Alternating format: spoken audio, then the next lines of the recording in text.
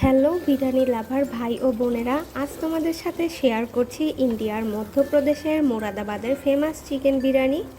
বাংলাদেশে যেমন হাজির বিরিয়ানি খুবই ফেমাস, তেমনি মোরাদাবাদের রোড সাইড সকল রেস্টুরেন্টের একটি ওয়ার্ল্ড ফেমাস ডিশ হচ্ছে এই মোরাদাবাদি চিকেন বিরিয়ানি।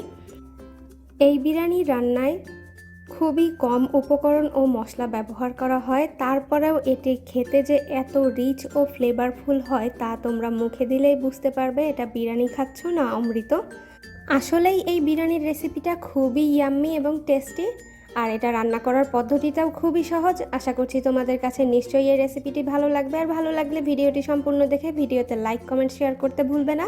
রেসিপির শুরুতেই আমরা একটা মশলা করে নিচ্ছি। এর জন্য এখানে 2 টুকরা আদা, 2টা বড় সাইজের রসুন এবং 10-12টা কাঁচামরিচ ও কাঠবাদাম দিয়ে আমি পেস্ট করে নিচ্ছি। আর আমি এখানে 1 কেজির একটু বেশি একটা চিকেন নিয়ে নিয়েছিলাম, এটাকে পিস করে কেটে নিয়েছি। হাফ কাপ দিয়ে দিচ্ছি টক দই, আর যে মশলাটা আমরা করে নিয়েছিলাম সেটা দিয়ে দিয়েছি। 2 চা চামচ দিয়ে দিচ্ছি লবণ, জিরার গুঁড়া দিয়ে দিচ্ছি 2 চা চামচ। এবার এটাকে খুব ভালোভাবে হাত দিয়ে মেখে নিচ্ছি, মাংসটার সব জায়গায় যেন মশলাটা ভালোভাবে মেখে যায়। এরপর এটাকে আমি 30 মিনিটের জন্য একটা সাইডে সরিয়ে রাখবো। হাতে যদি সময় নাও থাকে তবুও 15 মিনিট রাখার চেষ্টা করবেন, তবে 30 মিনিটের কম রাখলে কিন্তু স্বাদটা একটু কম্প্রোমাইজ করতে হবে।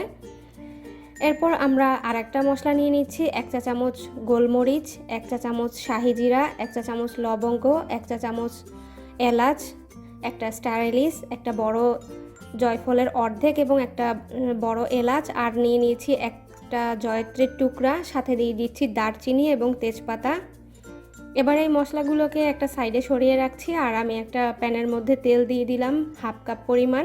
এর মধ্যে 1 কাপ পরিমাণ পেঁয়াজ নিয়ে আমি পেঁয়াজটাকে একটু ব্রাউন কালার করে ভেজে নিচ্ছি। এরপর আমরা গোটা মশলাগুলো এখানে দিয়ে দিব। এখানে এই গরম মশলাগুলো কিন্তু কোনো রকম গুঁড়া করে দেওয়া যাবে না।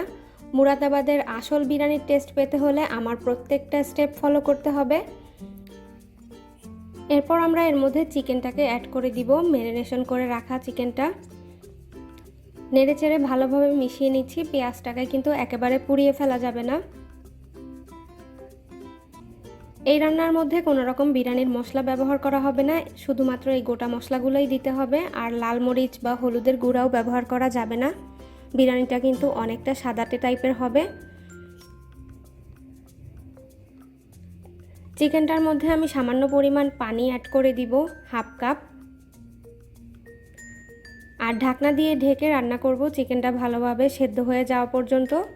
আর পানিটা যখন একেবারে শুকিয়ে যাবে, মশলাটার উপরে তেল ভেসে উঠবে, তখন এর মধ্যে আমরা আগে থেকে ধুয়ে রাখা পোলাওয়ের চাল বা বাসমতি চাল দিব। বাসমতি চাল হলে আধা ঘন্টা পানিতে ভিজিয়ে রেখে তারপরে ব্যবহার করতে হবে। আমি এখানে চিনি গুঁড়া পোলাওয়ের চাল ব্যবহার করলাম 1 কেজি পরিমাণ। ভালোভাবে চালটাকে ভেজে নিচ্ছি 2 থেকে 3 মিনিট ধরে। আর এই পর্যায়ে যেন কোনো রকমের ঝোল বা পানি না থাকে। 1 কাপ পরিমাণ দিয়ে দিলাম লিকুইড দুধ, আপনারা গুঁড়া দুধ পানির সাথে গুলেও দিতে পারেন। আর সাথে দিয়ে দিচ্ছি বাকি পরিমাণ পানি। আমি পানিটা গরম করে নিয়েছিলাম। আমি এখানে 1 কেজি পরিমাণ পোলাওয়ের চাল দিয়েছি, তাই এখানে 2 কেজি পরিমাণ অর্থাৎ 2 লিটার পানি ব্যবহার করেছি। তার মধ্যে 1 কাপ দিয়েছি দুধ, বাকিটা পানি ছিল। যখন এরকম বলক চলে আসবে তখন চুলার আঁচটাকে একেবারে লোতে করে রান্না করতে হবে। উপর থেকে কয়েকটা কাঁচামরিচ আমি মাথাটা একটুখানি ভেঙে দিয়ে দিচ্ছি, এতে করে মরিচের একটা ফ্লেভার চলে আসবে বিরিয়ানিতে। ঢাকনা দিয়ে রান্না করছি পানিটা কিছুটা শুকিয়ে আসা পর্যন্ত।